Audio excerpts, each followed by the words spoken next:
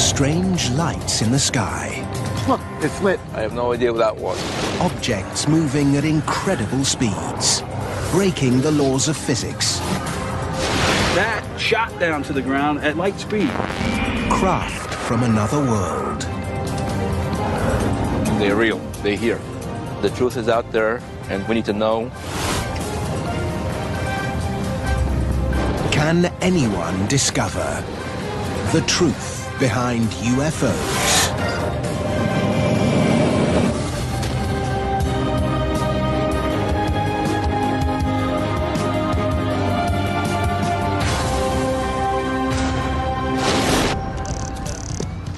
January, 8 p.m., Winsted, Connecticut. What the hell is that thing? Shoppers in a downtown mall spot something in the evening sky. It's moving. You got it, Pat? The event, like so many nowadays, is recorded on mobile phones. Unbelievable. It's posted onto an internet video sharing site. It's the latest example of an unidentified flying object, a phenomenon that seems to defy explanation. I don't know what it is. Or does it? UFO sightings like this one are reported in their thousands every year, and not just in America. They happen all over the world. No airports around here at all. It's unexplained. From Rio, London, Paris, and New York, UFOs are a global phenomenon, a global mystery. For the past 60 years, Whoa, I'm getting a series of lights right there. I got it. wherever and whenever unidentified flying objects have been spotted in the sky, they've hit the headlines. Right now, the biggest thing on YouTube is the Israeli UFO, which was UFO on top of a sacred temple. Is that UFO? It's amazing. Holy. And you can see it sitting on top of it, and then it just shut off at light speed. I looked at a video many times. I think it's real. UFO sightings like these fire the imagination of enthusiasts all over the world We've seen them in Mississippi like this, but never. and fuel investigations to discover what these mysterious objects really are.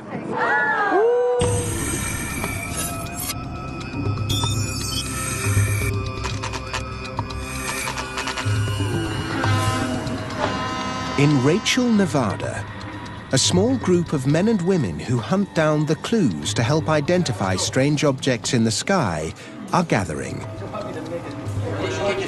Leader of the pack is Alex Podovich. We actually hunt UFOs.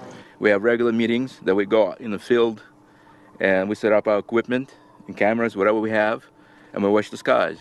And sometimes you do see very strange things in the sky. Unusual objects in the sky like this are what these guys spend hours analyzing. A UFO is something that you cannot identify. It could be our own, or it could be alien. It's just an object in the sky that you can't tell for sure what it is. You know, a lot of people associate it with the alien craft, but it's not true. It could be anything in the sky. That's what the term means. It's just a phenomena that does not go away. It's kind of like a snowball, and it just gets bigger and bigger. And it's very enjoyable. Pat Travis knows all about UFOs. She's the owner of the Little Ailey Inn in the Nevada desert, the unofficial capital of ufology. It's a mecca for UFO hunters for a good reason. There has been a lot of sightings of craft, of phenomena that no one can explain. There's been craft that have done maneuvers so fast that it's unbelievable. I believe that we cannot be the only beings in this entire magnificent universe. It has to be more. I will always believe that. She thinks UFOs are alien, a view held by some who investigate sightings. First of all, they're real. They're here. And the truth is that they created us. We need to know, as a human race, where we came from, what our origins are. Discovering the truth has been the focus of ufologists for decades, but it's not easy. UFOs are not something called up on demand.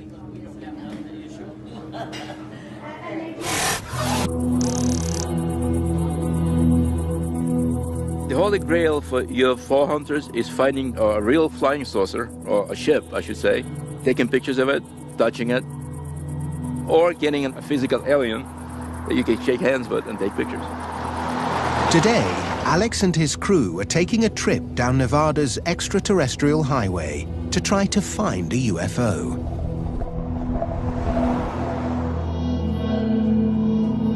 It is always an excitement to go out on a hunt. It's another possibility that I may find something that I've been looking for so many years. We are driving towards the mailbox, the infamous mailbox. They used to be black, and now it's white. The mailbox is a destination that's passed into UFO folklore. It's a location that's had more than its fair share of UFO sightings.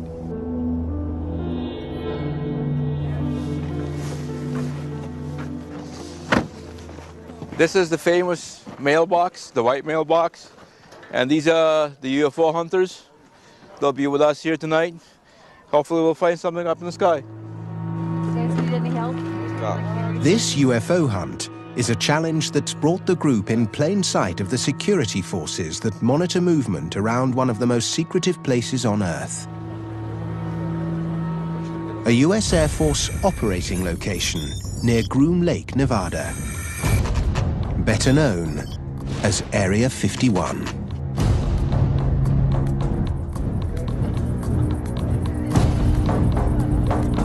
I can see a tower up on the hill, up on the mountain, and it's probably a radar out there also. Behind that ridge is the installation, and about 9 miles south of it is S4. That's where supposedly all the alien craft is being flown. It's right there. We're probably being watched right now from that tower.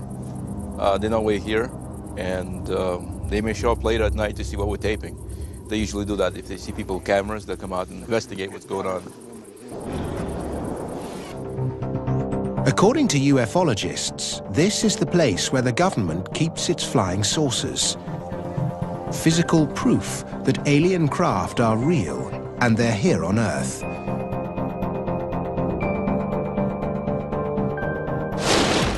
The incredible claim made headlines in the late 1980s, thanks to this man. I'm Bob Lazar. In 1988, physicist Bob Lazar told friends he'd seen flying saucers when he was working on a top-secret project at Area 51. There is physical evidence which proves that there is life elsewhere. Bob's job was to see if he could reverse engineer this propulsion system. Now remember, this is the... John Lear's been a friend of Lazar's for over 20 years. He was one of the first he told about seeing America's flying saucers. I met Bob Lazar in 1988, and the first thing he said to me is, "I saw a disc today." And I'm sitting here writing, and I said, "What?" He said, "I saw a disc today." And I said, "Theirs or ours?" He said, "Theirs." But that vehicle is a disc, which is generally referred to as a flying saucer. And he told me that when he first saw it, there was an American flag on it, and he thought, well, this explains everything. We've got saucers, it's ours, we developed it. That's where all those rumors are coming from. But then he got to see inside of it, and there was little teeny seats, which were just about this big. And that's when it became all too clear to him that this was an alien craft. The admission by an Area 51 insider caused a media storm. Flying saucers were real and being hidden by the government. What they do is pump protons into the 115. It's my opinion that nothing we have developed has been without ET influence or technology. If UFOs and flying saucers are real and being kept in secret bases in the Nevada desert, it begs a series of questions. What are they for? And where and when did America get its hands on them? The Las Vegas UFO hunters are out looking for UFOs. They've gone high-tech. They're using a sensitive array of infrared and low-light cameras in the hope that it will help them capture images of unknown objects in the sky. This equipment is generally used for surveillance in very, very dark environments. Some of them use existing light. They can operate even from starlight. The other one is a traditional green night vision camera, which amplifies light. So if anything comes from that direction towards us and it emits light, we'll see it. Even before the cameras are up and running, Alex spots something in the sky. You can see the contrail, and that looks like probably an F-16. What do you think we're going to see out here tonight? Well, I'm hoping to see something that was engineered back, reverse engineered from alien technology. Almost ready. Almost there. If you had the infrared, we may be able to see some things that we can't see with our eyes. Maybe they're not still supposed to be seeing. We're not supposed to be seeing. So that gives us a chance to look behind the veil. Is this legal? Yeah, perfectly legal. Okay. You're on public land. Okay. If you get arrested, you don't know me. If a UFO is spotted, the hunters have the equipment to capture images of the craft in intricate detail. If they do, it will be a huge moment. We need to make it work. These are our eyes tonight. Well, that was close. Hopefully we'll see some strange lights up there that move in kind of a zigzag way or moving really fast. Look over here, this way. I hope to see a spaceship, actually, if it's possible. In the darkness, the hunters spot something off in the distance. Is that thing right over there? It's too dark for conventional cameras to pick out. But what about the low-light ones? It was just moving. It disappeared. Dropped like a stone right over there. Oh, it was a big light. Oh, that was beautiful. Look, it's lit. Right there, right there. You see him? He's orangey red. 1 o'clock. Has the infrared and low-light camera rig captured it? Okay. Now this just happened. Right above the 2, you'll see on our third camera, a light comes up. And then right here is another one. And they both stay up for just about the same amount of time and then disappear. Not moving, they were stationary, and they were there, and then they were gone. And that was not a pixel on the screen, that was not a malfunction. They've spotted something, but they don't know what it is. They hope it could be a flying saucer they believe America keeps hidden away in the desert. It's a notion that's deeply established within UFO circles. A theory that began with the greatest and most controversial flying saucer incident of them all. July the 8th, 1947. The place, Roswell. Debris is discovered on a cattle ranch in New Mexico. But it isn't just any old stuff. Eyewitnesses say the wreckage consists of foil that returns to its shape after being crumpled up, and weird, alien-looking writing on beam members.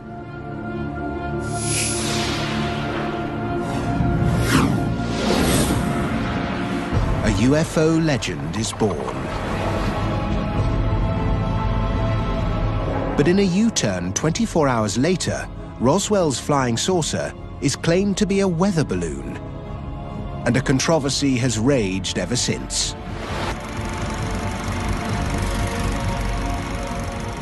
The interesting thing about the Roswell story is that regardless of whose side of the story you believe, the Air Force, the UFO research community, everybody agrees that some sort of object or device came down and was recovered. Now, the big question is, what's being covered up? But do you still get a lot of interest? I mean, do people still come out here and want to know what happened? There's still a little interest. People still come. Nick Redfern is just one of many who have investigated the most famous UFO case of them all. So, Eddie, we're pretty much at the crash site right now. Can you kind of explain? I think one of the main reasons why people are so interested in and fascinated by UFOs is primarily because there's always a yearning for people to look for mysteries. You know, people love mysteries, whether it's UFOs, the Loch Ness Monster, Bigfoot, ghosts. People love a real-life mystery. And I think when, as I do believe with UFOs, there is a genuine mystery, that makes it even more intriguing.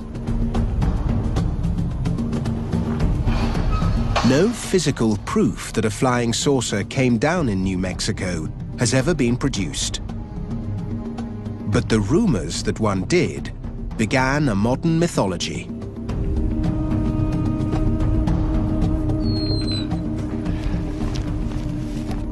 So, Eddie, this is really where all the evidence was brought. What happened was that when flying saucer sightings began in '47, it was something totally new. Never been seen before, so people were fascinated by it. The Roswell UFO incident set the scene for an incredible explosion in sightings across America. Over the next 50 years, UFOs grew into a global phenomenon. And now, the reason why is about to emerge.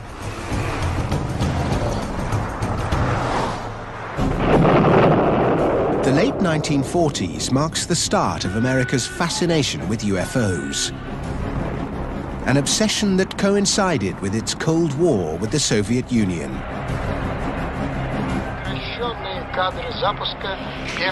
It was a period when America started seeing a lot more unidentified flying objects.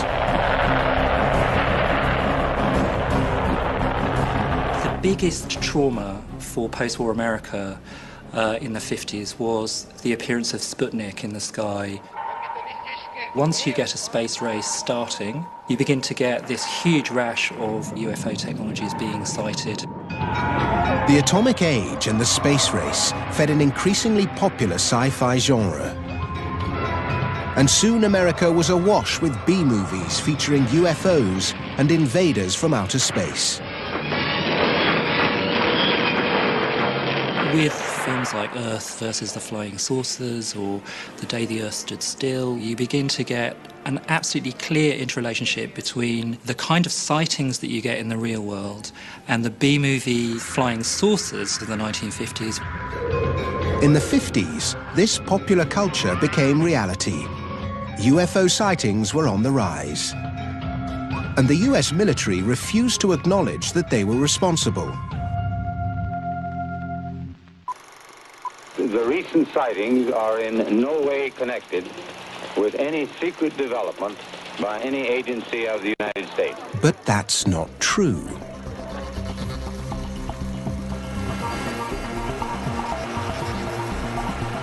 Back in the 1950s, the Air Force, there's no doubt, was working on projects to try and build circular-shaped aircraft. One of these was known as the Avro car. You know, it looked pretty cool, like this silver, shiny, flying saucer. At the height of the Cold War, both the Soviets and Americans were building experimental machines they hoped could win global supremacy. America's Avro car was one such experiment. It's a very sexy-looking machine with a bubble dome. Never went higher than a couple of feet off the ground, despite having about 3,000 horsepower. The Avro car inspired Paul Moller, an engineer, to build his own version of a flying saucer.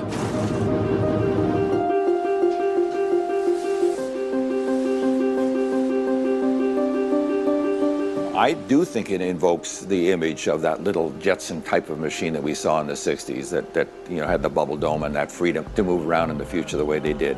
That was very big in America, and I think it drives the interest of people to do it. Well, putting this canopy down really puts you into a very comfortable world.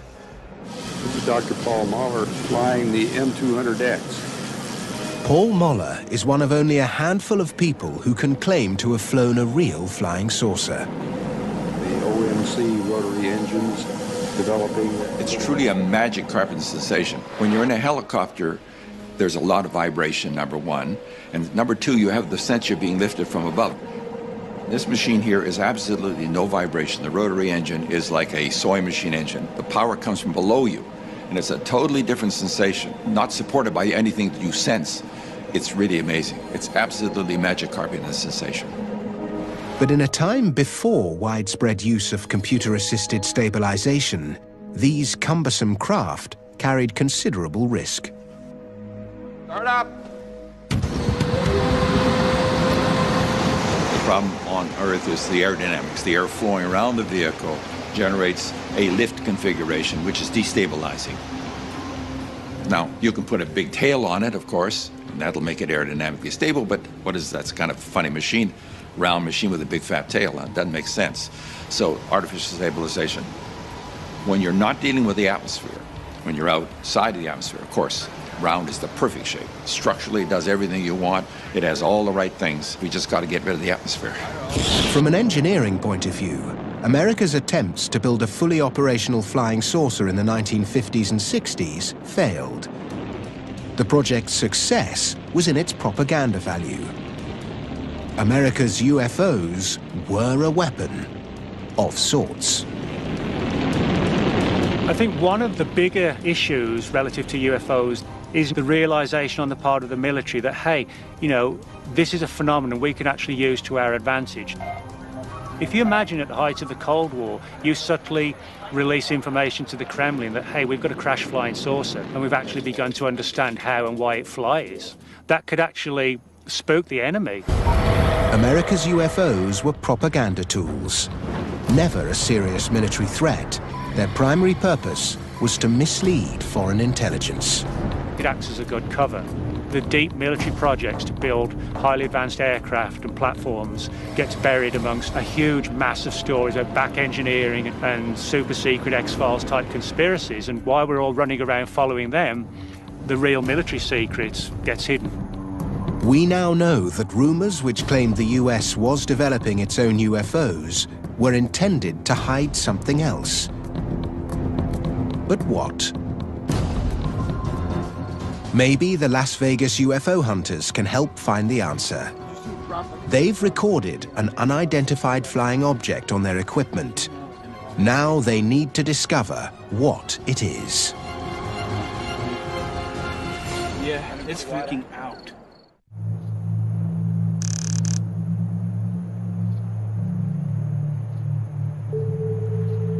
Peter Merlin knows a lot about what goes on in the sky over the desert. He says that evidence of UFOs in the sky can often be found on the ground.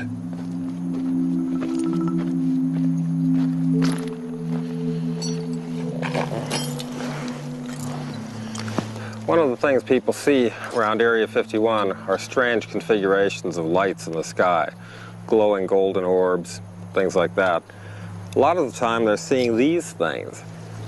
This is an Air Force anti-infrared flare. It provides a heat source to decoy heat-seeking missiles. And they look very strange to people on the ground because they seem to hang in the air or move in strange ways with the air currents while glowing and sputtering. The deserts are littered with thousands of these things. These account for a lot of the unusual light sightings in the night sky over Nevada. But Las Vegas's finest don't buy that explanation of what they've seen. They think it doesn't fit. It moved. That light moved. It's blinking Right there. Yeah, I see it. Yeah, it's on and just faded out. You know, there's a lot of military aircraft up there right now. They're doing the exercises and they're dropping flares. But don't flares fall down? That one did look like it fell, but it was, flares float down. That's the nature of flares, is so it illuminates an area. They float like this. That shot down to the ground at like light speed. I have no idea what that was. it again. Look at that light, how it moves. It's coming back. I'm gonna rewind it right here. It's right here. I am freaking out. Nothing moves like that. That's strange. So it's sort of half imagination. What the hell was that? Was that a bomb? Probably. You sure? Yes, I think they're targeting your car, your vehicle. That's not funny, dude. The experienced UFO hunters are stumped. They've spotted an unidentified flying object over Area 51. But people like John Lear aren't surprised by sightings like these. They maintain there's a simple explanation. There is nothing that we have developed that hasn't been influenced by ET. They've given us everything. From Roswell, we developed such things as transistors, fiber optics, and things like that. Have the UFO hunters seen one of the reversed engineered UFOs Bob Lazar talked about in the late 1980s?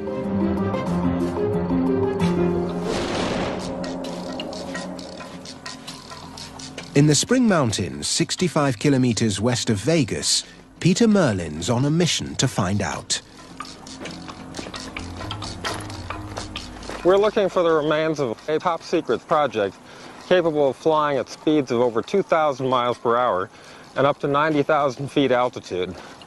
It was a CIA project tested at Area 51.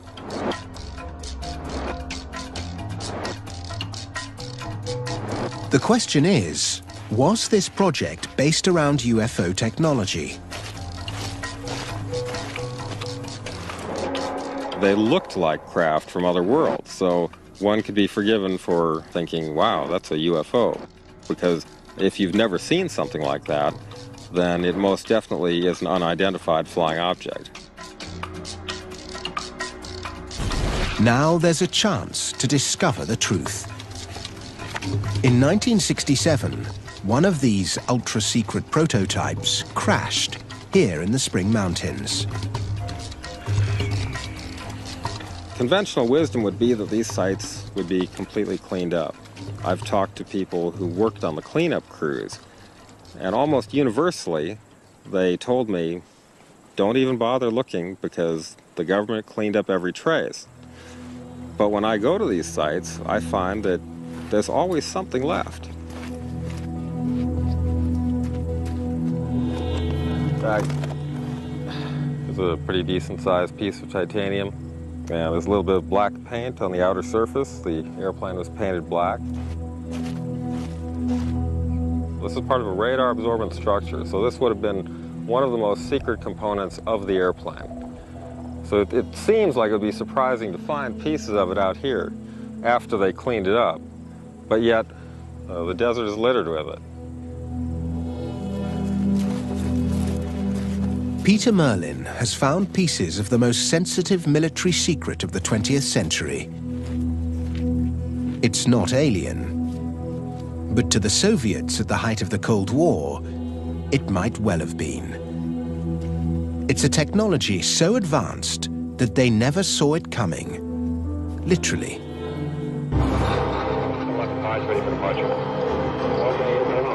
America's stealth aircraft, introduced in the 1980s, changed the rules of aerial warfare.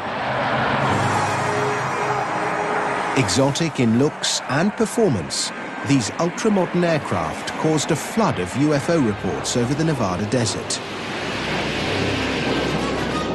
But stealth aircraft can't possibly be responsible for all UFO sightings worldwide. What strange craft triggered the others? Now, with modern technology, it may be possible to figure out what they are and where they come from. In today's world of high-tech gadgetry, machines that perform the simplest of functions can often be mistaken for UFOs. This is an aerobot. It's been designed by Paul Moller, the man who built and flew the M200X flying saucer. Well, the here, what I'm flying here is a vehicle that was designed for bridge inspection. It's a serious problem. How do you get up and inspect bridges or not risking somebody's life in the process of identifying cracks in the bridges? The US Air Force has used these experimental machines for aerial surveying tasks. It's an unfamiliar technology.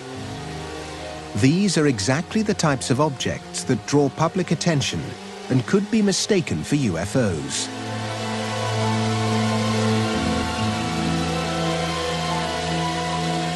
It's amazing. A lot of times we do not announce a flight of any of the things we're doing, but 5 o'clock in the morning, we started up and there's a crowd already here. It's almost like there's some magical communication out there. Everybody wants to see it fly. It's going to be surprising, but you know everything's surprising to start with, right? It's a matter of time. It wouldn't take very long before it'd be common like everything else in our lives.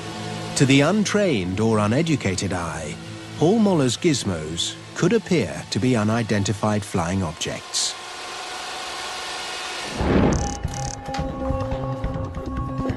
But figuring out what it is that people really see in the sky when they report a UFO is the job of this man. Mark D'Antonio is a chief analyst with Mutual UFO Network, an organization which investigates unexplained sightings. When someone sees something, there's a variety of ways in which they can record it. This cell phone video showed up on the web, and just since late last night, it's already had 187 views. This is basically available for the world to see. It's the UFO recorded over Winsted, Connecticut. Mark's job is to analyze the footage and try to identify what it is. In the majority of cases, what he discovers surprises people. As anyone can imagine with UFO imagery and video, we're going to get a lot of images of things that are actually flying. You have aircraft, insects, birds, occasional rock, or other things flying through the air. And we see a lot of those photos. You know, we'll see frisbees photographed at odd angles. I mean, things like that. For example, take a look at this one. On his database, he's got hundreds of examples of typical UFO shots. Somebody took a picture of an aircraft, but it's a known object. Obviously it's an aircraft, and that's not a problem. But you see this shape in here. You see this streak right here, and then you see two appendages, one set here, one set there. Okay, this is classic because this is a very out of focus object very close to the camera. This is an insect. It's a common example of how a UFO can be captured on film, but never actually seen.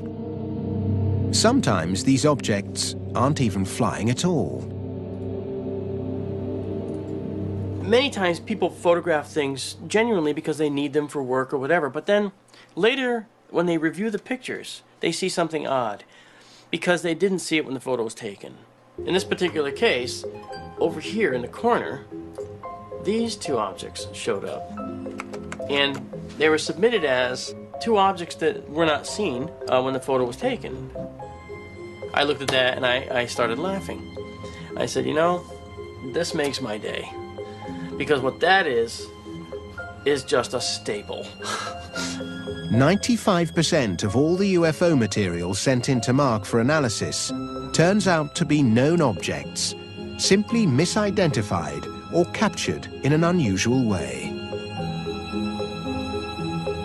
The UFOs typically become IFOs, identified flying objects, and they turn out to be planes and helicopters and atmospheric phenomena and celestial bodies like meteors and all kinds of things.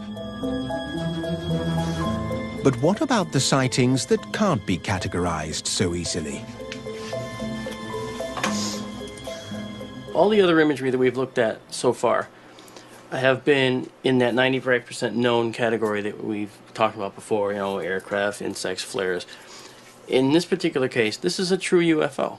This is an unidentified flying object. It's a true unknown. It's one of those that has been subjected to all the analysis already by far more than just me. True unknown. Most of what we're talking about is some very small percent of unidentifieds. It's this small residue that everybody is really fighting over. And of course, if the believers are right, if even one of those is really, really, really real, then extraterrestrial craft are real. It's a view that's dogged the UFO community from the beginning. Something flying in the sky that is unidentified and is an object isn't by definition an alien spaceship. There's no reason why in 2011, if somebody sees a circular craft in the sky, that has to be built by aliens. And here's proof. Winsted, Connecticut. Spectators in a dimly lit car park spot a strange object in the sky over a Stop and Shop mall.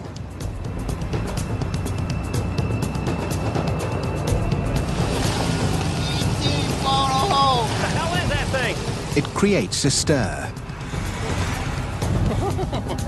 The sighting is recorded on camera phones and is posted up on the internet within hours.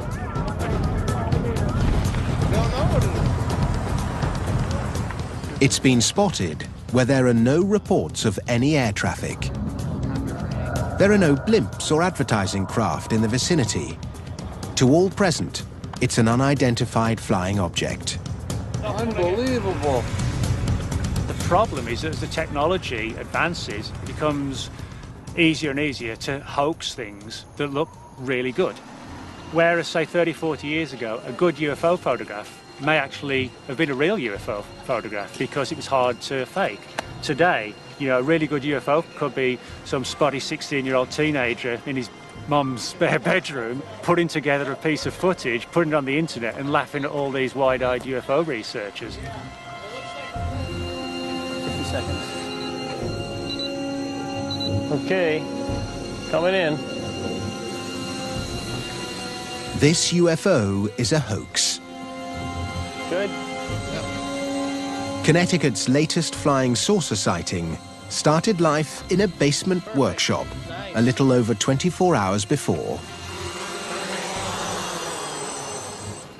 Okay, lights. Good, there we go. One there. It's an experiment thought up for this investigation by MUFON analyst Mark D'Antonio.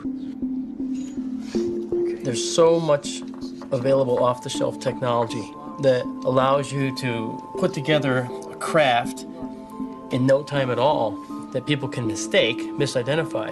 It makes our job very difficult in trying to discern what's real, what's not, because the unknowns are out there, and that's what we're after. But this isn't a case of the gamekeeper turning poacher. Mark D'Antonio is on a mission. It's this guy.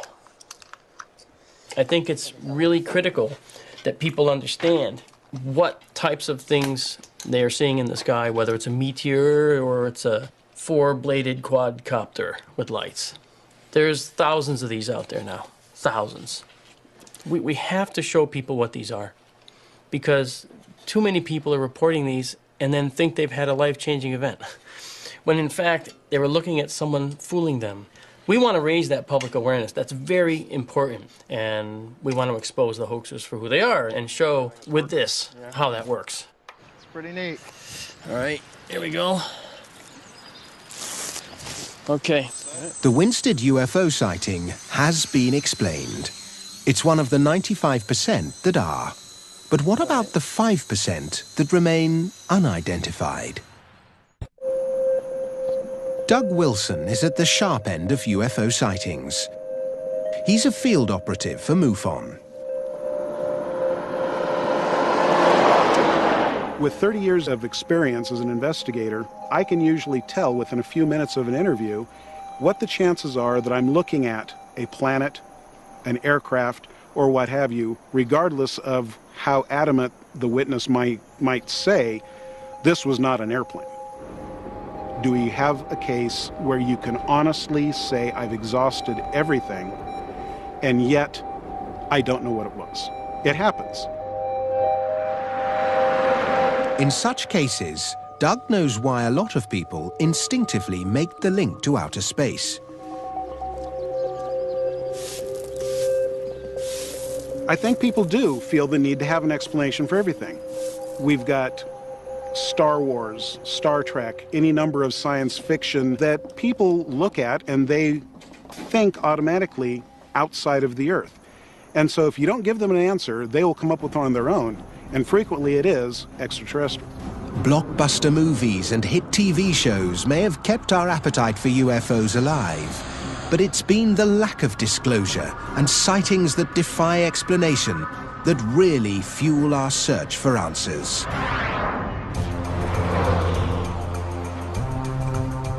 An incident 60 years ago gave a town in New Mexico a marketing dream and gave birth to an industry that cashes in on man's fascination for the unknown. But the truth is, the facts behind the Roswell incident have been released. I think the best explanation for the entire Roswell incident was it was a physics experiment that got lost, and that led to some unintended consequences. Today, the official explanation for Roswell is the crash of a top-secret listening device codenamed Project Mogul. These balloon trains were huge assemblies. We've got a picture of one right here. It was 600 feet tall. It was about half the height of the Eiffel Tower. Unlike those who maintain a flying saucer crashed, physicist David Thomas has evidence that supports the official version of events. This is a small replica of the I-beam that was found in the Roswell debris. These strange markings are the key to unlocking the UFO mystery. It's not alien writing, as some believe. It's something much more down to earth. And crucially, it links it to Project Mogul. They were made for the Army Signal Corps by a toy company in Manhattan called Merrick Manufacturing. And the reflectors were a little flimsy, and when the Army Air Force said, can you make them stronger, they applied some tape they had sitting around the toy factory. And this tape had these strange, colorful, sort of hieroglyphic symbols that could have been interpreted as alien writing. It's exactly the same design described by eyewitnesses. But instead of being alien writing, the truth is, it's toy wrapping tape. Despite the evidence, it isn't enough for some people. 60 years of speculation can't be swept away so easily. No one's going to hide a weather balloon coming down. There's no point. And even a mogul balloon, there are examples of mogul balloons coming down elsewhere in the US in the summer of '47. They weren't subject to stringent security like the Roswell event was. So I think for me that rules out a mogul balloon. The real truth behind the most famous UFO of all time may never be universally accepted. But the facts reveal that in the vast majority of cases, an explanation for most UFOs can be found. Simple misidentification, atmospheric conditions, hot air balloons, hoaxes, even staples can all become unidentified flying objects.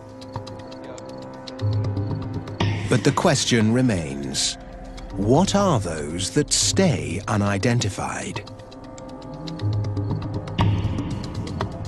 There are those people who understand that while there are a lot of mystery lights and things happening in the sky, some of them of a perhaps clandestine nature, there's no good evidence that any extraterrestrial craft is visiting the planet Earth. Believers will still hunt for the evidence. Light speed. That one, the last one, that's right here. In my opinion, the truth behind UFOs is that, first of all, they're real. They're here. Roswell, New Mexico. Something did crash, and I do believe that I was a alien spacecraft. But for those of us who just look to the skies and wonder, 80 to 90% of all UFO sightings are explainable.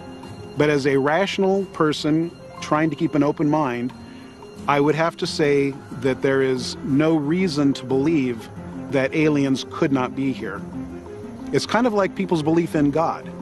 You can't prove it, but you'll be damned if you'll deny it in total.